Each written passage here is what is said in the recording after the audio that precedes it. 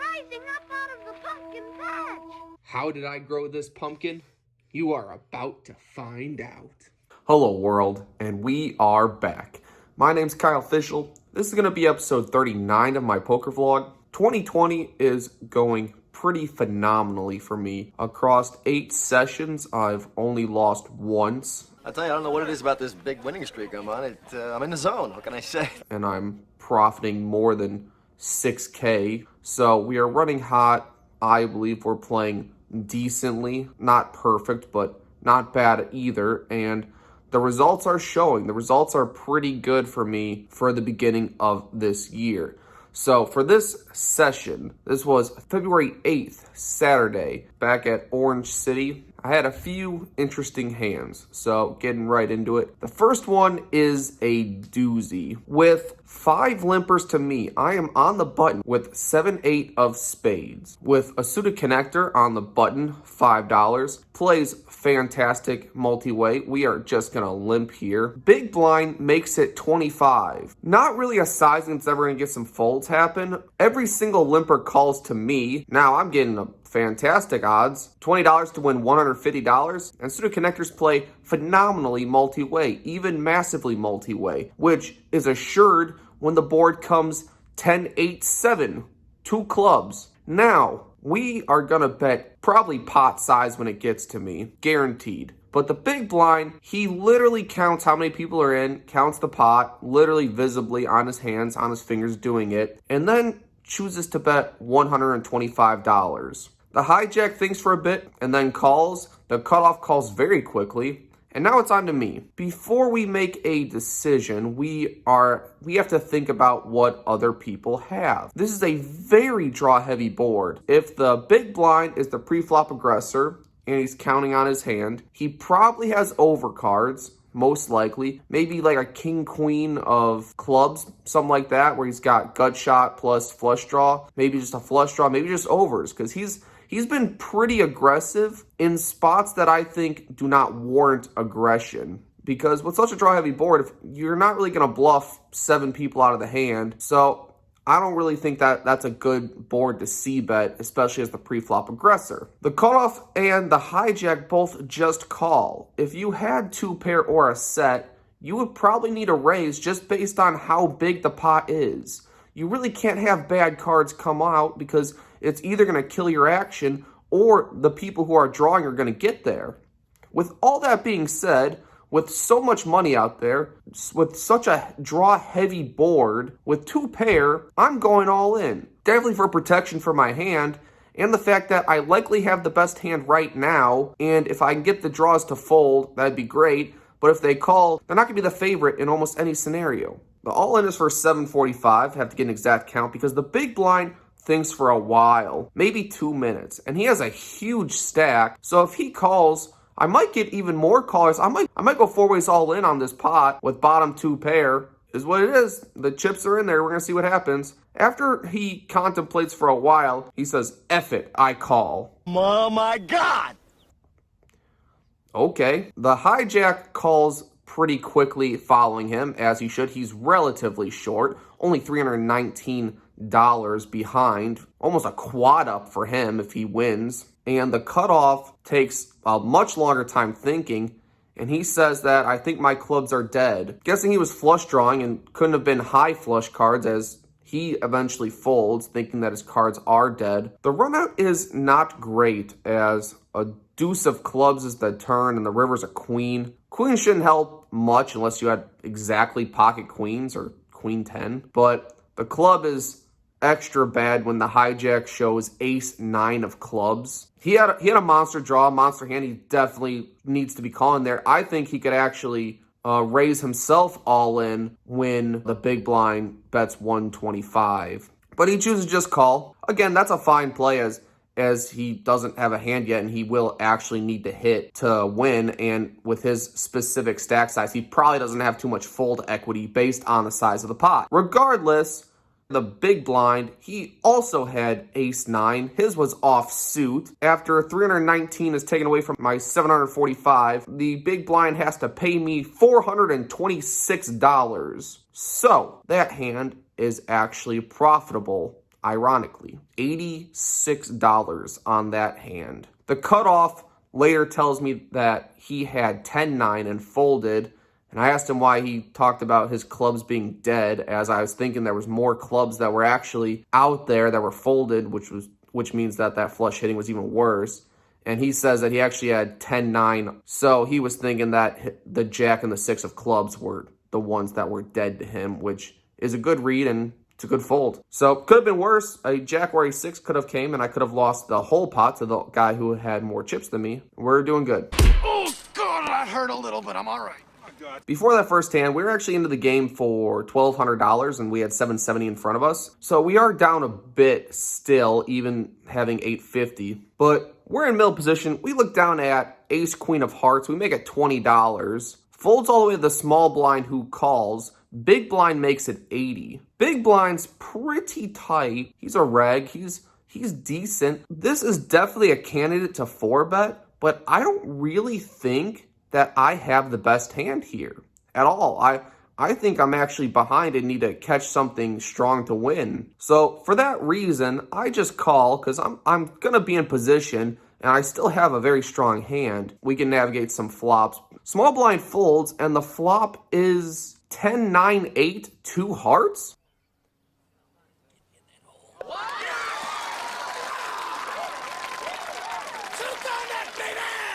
Great board for me. My opponent leads out for 200. Actually overbet the pot. Now there's actually a decision to be made, as I have him covered by just a bit. He has $600 exactly left in his stack, along with a few, singles and $2 chips. So it's about 600 exactly. Knowing the hands he could have, aces, kings, queens, I'm actually 50-50 against nearly all of them, besides the fact that this board heavily favors a raise calling hand rather than a 3-betting hand. I could easily have 9-10, Jack-10, 8-7, my exact hand of ace, queen of hearts, which gut shot plus flush draw plus 2 overs, never folding here, could call and hope to catch. Because he overbet, I have to assume that he wants a fold and he's bluffing. I'm just going to maximize my fold equity and I'm going to raise all in. If I get called, I know it's 50-50 at worst. But my God. What a shot. If he's bluffing, he really has not a whole lot of equity to win at all, as whatever he would need would have to be non-hearted and couldn't be a jack. He hits his hand on the table. He's like, oh, I thought you had ace king, and he thinks about it for a bit and then eventually folds.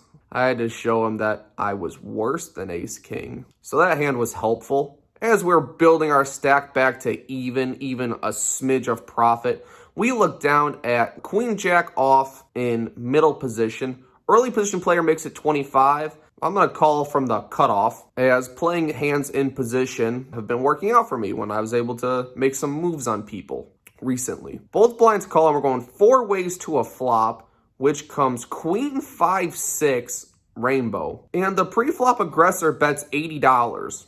80% pot size bet, literally. And when there's a decision on me, as the blinds check to him, unless they have exactly 5-6, like, they shouldn't really have a hand here ever. And the fact that the pre-flop aggressor raised so much, I don't think he ever has a better queen. I think king queen or ace queen can easily just bet 50 to 60% pot and navigate on later streets. But because he bet so big, it made me feel like he wanted me to fold and that he was quite weak. So I raised to 200, blinds fold, and he snap folds. So we get that one through.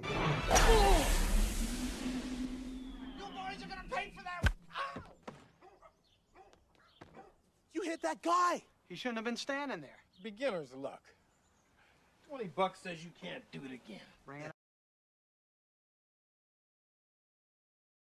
I tell you this hand to set you up for the next hand. About 4 to 5 hands later, I am under the gun +2 with pocket queens, and I make it $25. There is one caller, and the big blind is the player from the last hand. He makes it 100. Now, he's got a large stack, and me that I finally made some profit, up $200, I'm not really trying to get stacked for a full 1400 with pocket queens. I do a conservative just call because I don't really need to get myself in any kind of cooler, horrible situation. Once I've made some profit and I'm up a bit and I have a large stack, there's more to lose now. I'm going to definitely protect my stack and play a little more conservatively. I call and the other opponent folds.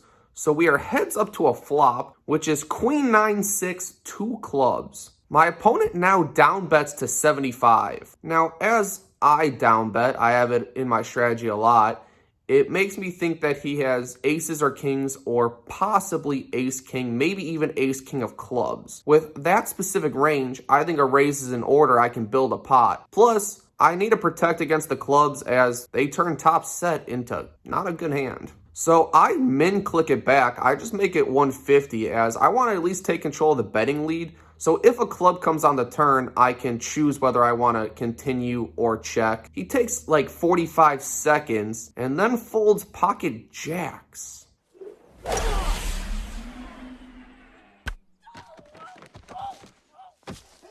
Oops.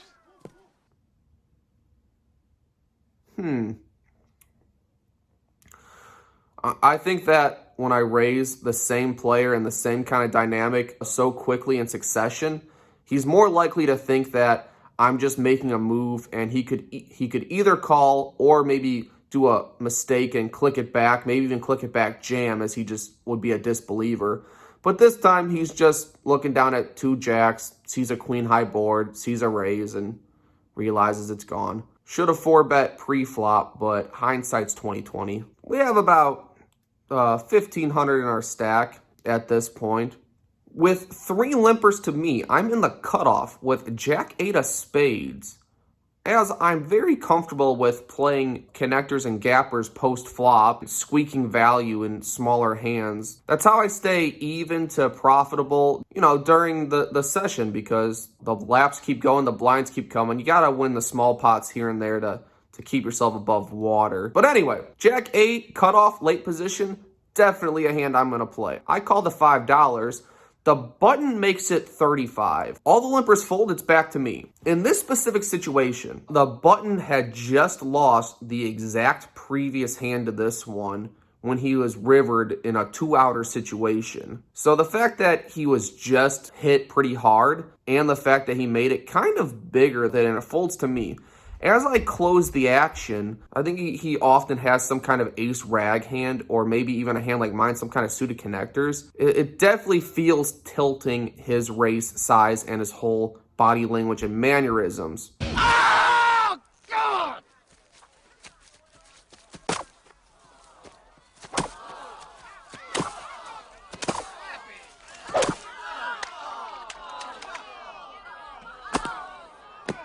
This looks like the end for Happy Gilmore. Shooter now has a commanding lead. That's what it was to me at the time. My plan is, like if the board was 8-3, ace-8. Today, Junior? If the board was like 8-3-2, I would just check jam on him. As he only had about 450 to start the hand, as any flushy boards, jack high boards, 8 high boards, straighty boards, I can just rip it on him. So I call, I complete the action, and the flop is Jack 9. So we coolered this guy pretty hard, not gonna lie. I checked to him, he bets 75. I click this one back too. I think he's just gonna tilt off his stack. He might tilt raise all in, but regardless, I need to get that whole stack in there when I play a terrible hand and flop gin.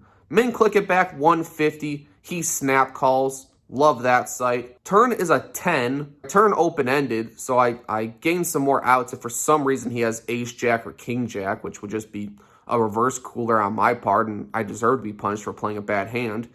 But when that's the turn card, he's got 250 left. I put him all in. He just kind of mutters, there's no way you have a jack. There's no way you have a jack. There's just no way. And he's clearly visibly upset. You're gonna die, clown! You think that's funny? I don't hear you laughing now! Whoa. He eventually calls, and the turn is a king, which is a horrible card, but I have to show first. I show my hand, and it's good.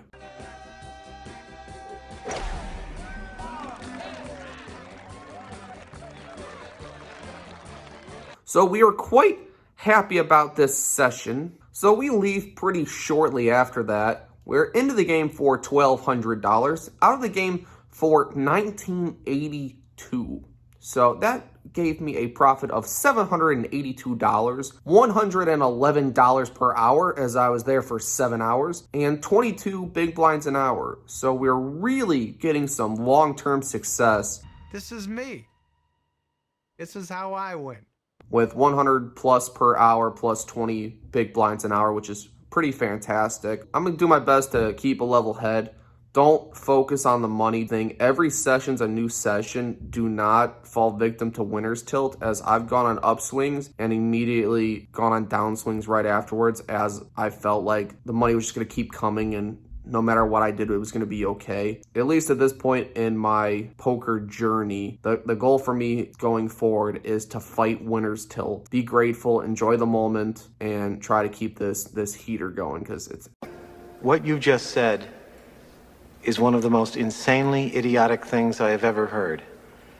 At no point in your rambling, incoherent response were you even close to anything that could be considered a rational thought. It's been a pretty good 2020 so far. If you liked the video, please subscribe. I would greatly appreciate it. And if you like the way I played any of these hands, or think I played them horrendously, or would just like more details about some of my thought process behind any of them, please comment, as I try to get back to as many as possible, nearly all of them. There'll be more to come. Thank you.